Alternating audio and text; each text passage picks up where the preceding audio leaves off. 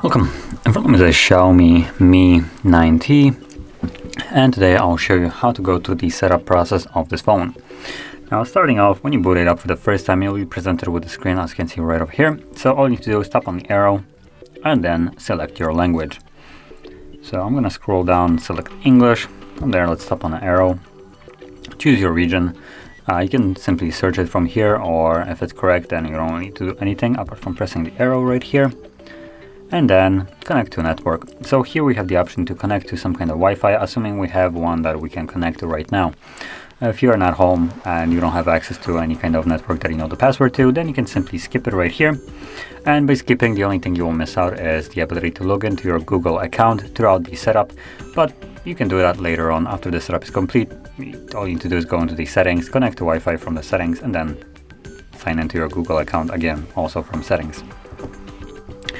Next thing, terms and conditions. So obviously we don't have any option but to select this and sign away our soul and then progress further.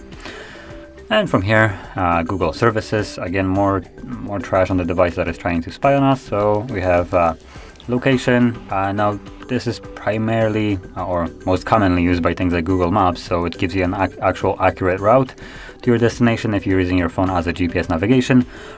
But it's also being used by things like, for instance, XIAOMI Mi smart appliances, where for some reason air conditioning needs to know where you are, or the thermometer that they sell also needs to know where you are. Now you can obviously turn it on, but for smart home appliances, quotation, those will not function without location. So even when you turn it on or turn it off, it will tell you that, ooh, we need location for us to actually work. Without it, we're not working. So yeah. Now moving on lower, we have scanning, and this allows the device to scan for devices around. So it scans for like Wi-Fi signals, Bluetooth devices, and stuff like that. And then if we scroll even lower, we have the send user and diagnostic data, which basically gathers data on how you use the device, what you search for and stuff like that, and then sends it to Google so they can, quotation mark, improve the user experience of their phones. Again, you can disable that if you don't want it.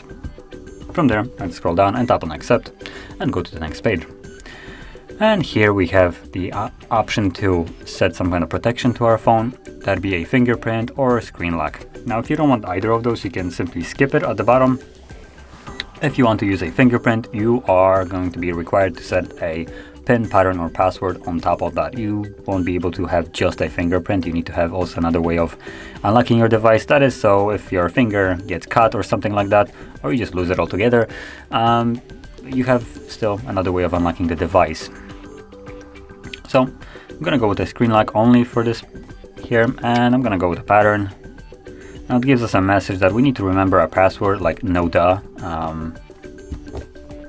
because we're complete boomers and we don't actually know that passwords need to be remembered.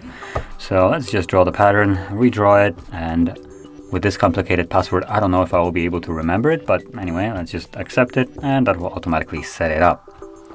And here we have more additional settings. Now these are Xiaomi additional settings, and some of them are amazing. So we have, again, several that are repeating. So location, again, we can disable that.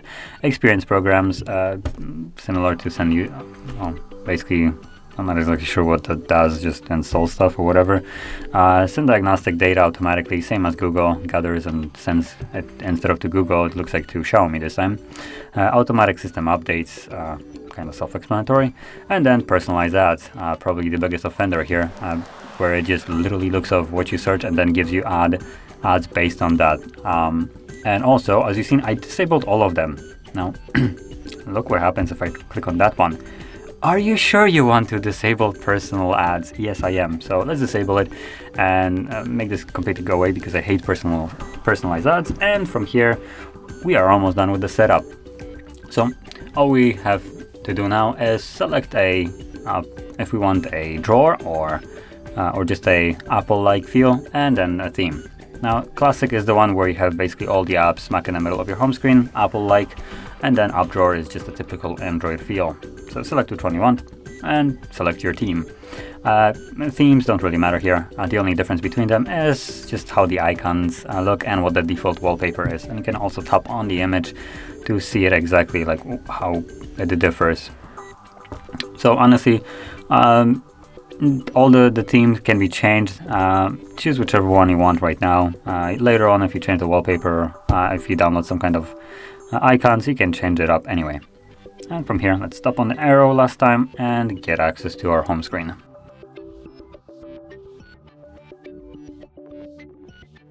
And there we go.